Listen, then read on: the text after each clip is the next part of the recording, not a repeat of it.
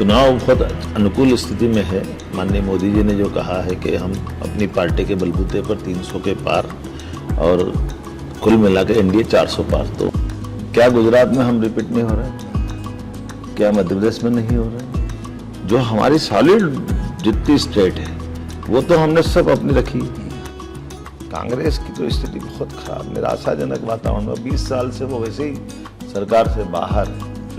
Aviation पे काम कर रहा, हवाई यातायात की सुविधा बढ़ाएंगे, सभी क्षेत्र में जिस प्रकार से मध्य प्रदेश की संभावना है वो सब पे काम कर रहा है। नमस्कार, आपका स्वागत है। आज हमारे साथ है मध्य प्रदेश के मुख्यमंत्री डॉक्टर मोहन यादव। और डॉक्टर मोहन यादव को आप देखते रहते रोज, कभी बिहार से कभी पश्चिम बंगाल से।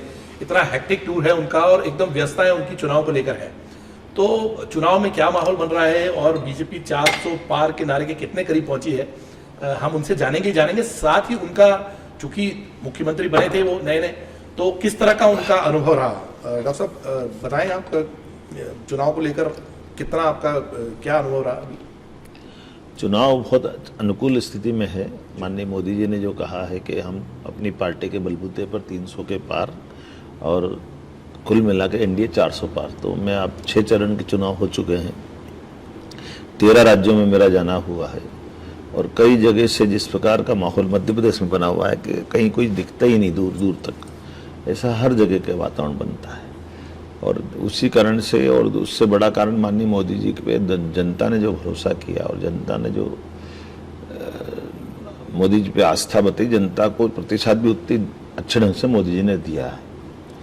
और इसलिए मोदी जी का लीडरशिप तो ये अपने देश तो छोड़ो, दुनिया के लिए वो आदर्श स्थिति में पहुंच गए। दुनिया के सबसे ज़्यादा लोकप्रिय नेताओं में से एक माननीय मोदी जी पहुंच गए। ये इलेक्शन जब शुरू हुआ था तो बात थी अब की बार 400 पार, जो भाजपा ने आज भी है।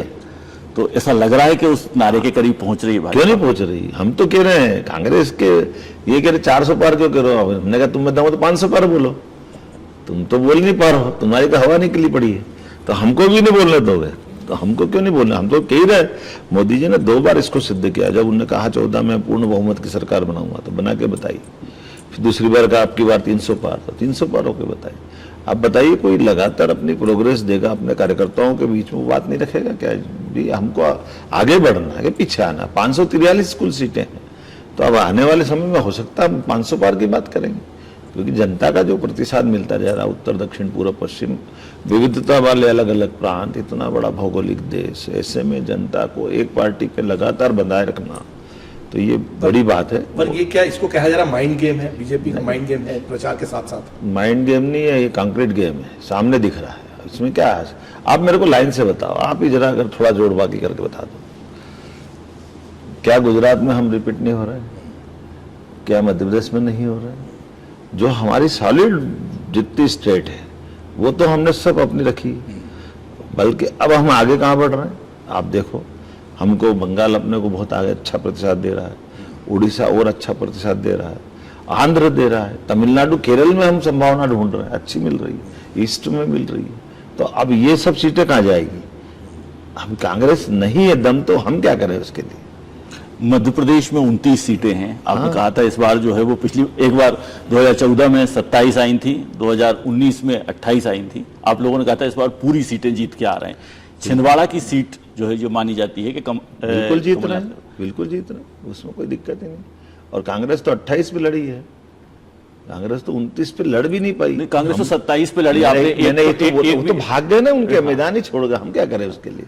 तो हम तो उसको देख रहे हैं कांग्रेस को कि हम 29 जीतने की बात कह रहे हैं, वो 29 पे लड़ भी नहीं पा रहे हैं। एक बहुत बड़ी संख्या में कांग्रेस से लोग जो है वो इस पूरे चुनाव के दौरान भाजपा में आए हैं। 3 तो विधायक आए हैं। आपकी पार्टी में इन सबको कैसे समाहित करेंगे, कुछ उसके लिए कुछ सोचा है? देखो, बहुत सरल है, गलत इसमें कुछ भी नहीं है। हमारी पार्टी में कार्यकर्ताओं को प्रशिक्षण की बहुत अच्छी परंपरा है और यहाँ रहने वालों को धैर्य से, अनुशासन से और अपने आचरण से रहना पड़ता है, ये लोग जानते हैं। और ये तो वो निराशा का दौर है कि कांग्रेस में अब जितने बच्चे हैं उसमें से और आधे आ जाते हैं। हमने तो रोका कि अब हम नहीं ले रहे, क्योंकि हम लेने में भी उनको ले रहे हैं जिनको लग रहा है कि इनको लेना चाहिए। कांग्रेस की तो स्थिति बहुत खराब, निराशाजनक वातावरण में 20 साल से वो वैसे ही सरकार से बाहर है। भूले भटके एक बार बनी तो अपने वजन से गिर गई, और लीडरशिप भी अभी अभी तक उनकी उतनी उम्र से बाहर नहीं आ रही, और अभी उनकी खुद की अपने अंदर की ऐसी स्थितियां कि मुझे लगता है कि कई बार मतलब कांग्रेस से जो लोग आए हैं उनको प्रशिक्षण देगी भाजपा? क्यों नहीं, देना ही है, वो तो हमारा सिस्टम है। हम तो मंत्री हो, मुख्यमंत्री हो, पदाधिकारी हो, कार्यकर्ता हो, यहाँ सब कार्यकर्ता बराबर है। बाहर की दृष्टि से हम अलग अलग दायित्व पे हो सकते हैं। दूसरा, आपको लगभग 6 महीने मध्य प्रदेश के मुख्यमंत्री बने हो जाएंगे। आप रिजल्ट देखो ना हमारे, तो रिजल्ट आपका अपने दिख रहे हैं क्या? तो आप जैसे बताइए, जिस प्रकार से हमने परमात्मा की दया से भाजपा की सरकार बनी, लगभग 6 महीने हमारे 11 तारीख को पूरे होंगे, लेकिन आप उस तरह से आप देखिए कि 3 महीने अभी आचार संहिता के हो जाएंगे, लेकिन 3 महीने मतलब लगभग 90 से 100 दिन हमको मिले थे। 100 दिन तो क्या 2 दिन में रिजल्ट देख लिए थे, जब हमने निर्णय किया कि हमारे यहाँ लाउड स्पीकर पर कंट्रोल रहेगा, खुले में मछली मांस नहीं बिकेगा। आपने गुनाह से लेकर के प्रशासनिक निर्णय देखे होंगे, तो प्रशासन की दक्षता में कोई कॉम्प्रोमाइज नहीं है, और जनता के हितों को लेकर के भी अभी जबलपुर में हमने जो घटना की है, जो प्राइवेट स्कूलों पे कार्रवाई की है, नर्सिंग पे कार्रवाई हो रही है, तो ये यही सरकार के दक्षता के और कौन से प्रमाण दूं? पर आपको लगता है कि अब जो चुनाव के तुरंत बाद आपके पास ऐसे बहुत सारे ऐसी योजनाएं हैं जिन पर आपको तुरंत अमल करना है? करना ही है, वो तो जनता के बीच में हमारे पास विशाल विषय की कमी नहीं है। लोकप्रिय विषय, जिन विषयों के आधार पर प्रदेश को आगे ले जाना, जल संरचनाओं पर सभी कर रहे हैं ना। अभी देखो ना, आप लाइन से कौन सा क्षेत्र छोड़ रहे हैं हम, बताइए ना। शिक्षा, चिकित्सा, संस्कृति, पर्यटन, रोजगार अर्थात उद्योग, अधोसंरचनाएं सभी प्रकार की, बिजली, पानी, ये हर क्षेत्र में काम कर रहे हैं। और मध्य प्रदेश के अंदर ये तो ठीक है, सेंट्रल के भी कई विषय, जैसे रेलवे की नई कनेक्टिविटी और निकालना, वो भी हम करने वाले हैं। एविएशन पे काम कर रहा है, हवाई यातायात की सुविधा बढ़ाएंगे।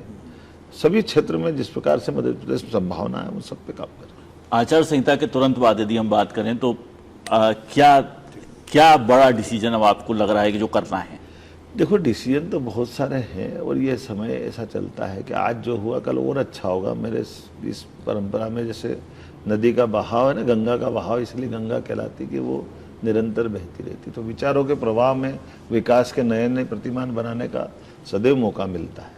और मैं इस बात में भरोसा करता हूँ कि जहाँ से हमारी सरकार चली थी और यहाँ आई और यहाँ से और आगे जा रही, तो माननीय मोदी जी का नेतृत्व मिल रहा है, इससे ज्यादा स्वर्णिम समय कहाँ मिलेगा? नर्सिंग कॉलेजेस का एक बड़ा इशू चल रहा है। मेरा हो गया। नर्सिंग कॉलेज के एक इशू, बड़ा इशू चल रहा है, उस पर क्या आपको लग देखिए, रहा है? नर्सिंग कॉलेज के ऊपर माननीय न्यायालय ने सीबीआई जांच की निर्देश दिए हैं, और सीबीआई के निर्देशन में जो जो जांच हो रही है, हम उस पर बराबर कार्रवाई कर रहे हैं, और किसी को नहीं छोड़ने वाले। हाँ, छाछटी की आज ही हमने एक सब इंस्पेक्टर हमारा बर्खास्त किया, तो हम किसी को छोड़ने वाले नहीं। गलती किसी की भी होगी, गलती हो, मतलब 0 टॉलरेंस पे आप फिर से लौट रहे हैं? 100% इसमें कोई। अच्छा, एक आखिरी बताइए, सिंहस्थ 28-29 का हो रहा है प्लान आपका, उसको किस तरह से करेंगे? अरे सिंहस्थ तो बहुत अच्छे से हुआ, वो गौरव है देश का। कुल 4 ही तो मेले हैं जो अपने को देश में इस सनातन संस्कृति की ध्वजा को लहराने का मौका देते हैं, और हमसे भाग्यशाली 4 में से एक उज्जैन आता है। उज्जैन मध्य प्रदेश में है, तो आप प्रत्येक 12 साल भी है कि वो प्रत्येक 12 साल के बाद आए, प्रत्येक माननीय मोदी जी से लेकर सबकी, तो हम अपने उस गौरवशाली क्षण को कैसे जाने देंगे? तो जो जिस तरह क्षिप्रा के पानी की व्यवस्था की सभी प्रकार के प्रबंध हम कर रहे हैं, जिस प्रबंधों के आधार पर। कोई कमेटी बनाई है आपने? हाँ, वो तो लगातार। अभी तो हमने कहा कि बड़े बड़े काम जो 2-3-4 साल पहले होना चाहिए, वो निर्णय हम करते जा रहे हैं। फिर धीरे धीरे जो छोटी छोटी आवश्यकता, उसके लिए सब सुझाव भी लेते जा रहे हैं।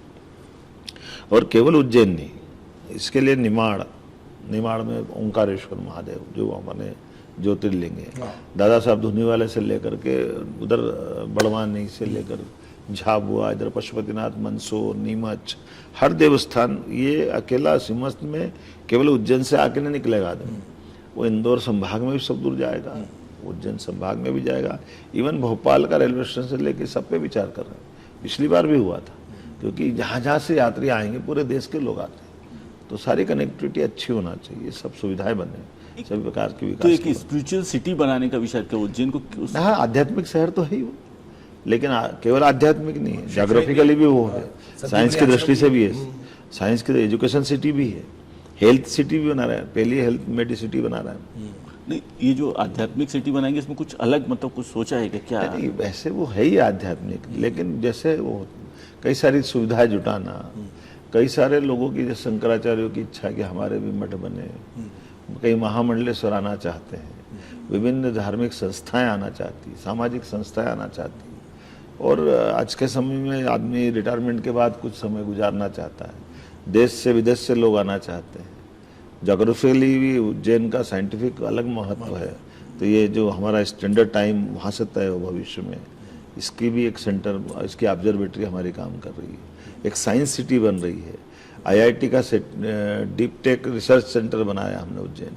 ऐसे कई कारणों से हर एक आधुनिक साइंस से, प्राचीन ज्ञान विज्ञान से, वर्तमान के समय के हिसाब से ये सारी बातों को जोड़ करके हमारी अपनी गुणात्मक रूप से विकास की गति का भी वो पैमाना बने और आदिकाल के हमारे आदर्श का भी वो उदाहरण बने। उसमें शिक्षा का केंद्र हो, स्वास्थ्य का केंद्र हो, धर्म का, आध्यात्म का, संस्कृति का, इतिहास का, पुरातत्व का, जल संरक्षणों का, जल संरचनाओं का, जो जो आप सोच सकते हैं वो सब चीजें वहाँ मिले। और वहाँ क्या मिले? ऐसा माने के विक्रमादित्य की नगरी उज्जैन जो है वो एक नए स्वरूप में दिखने वाली है। नहीं, पूरा प्रदेश दिखने वाला है। मैं प्रदेश का मुख्यमंत्री हूँ, उज्जैन उसका एक पार्ट है, तो निश्चित रूप से विक्रमादित्य की नगरी भी रहेगी। हम तो सारे प्रदेश के देवस्थानों पे काम कर रहे हैं, उसमें कोई देवस्थान हमारा सभी दूर राम वन पद्गमन जो हर भगवान राम के, भगवान कृष्ण के सभी धाम जहाँ जहाँ उनकी लीलाएं हुई, प्रत्येक स्थान को जगमगाएंगे। इसी के लिए तो सरकार में उनका के लिए। ठीक, थैंक यू, बहुत बहुत धन्यवाद आपका। बहुत बहुत धन्यवाद। तो व्यस्तताओं के बीच में मुख्यमंत्री ने हमसे चर्चा की है और हम इस कड़ी को आगे और जोड़ते रहेंगे। बहुत बहुत शुक्रिया।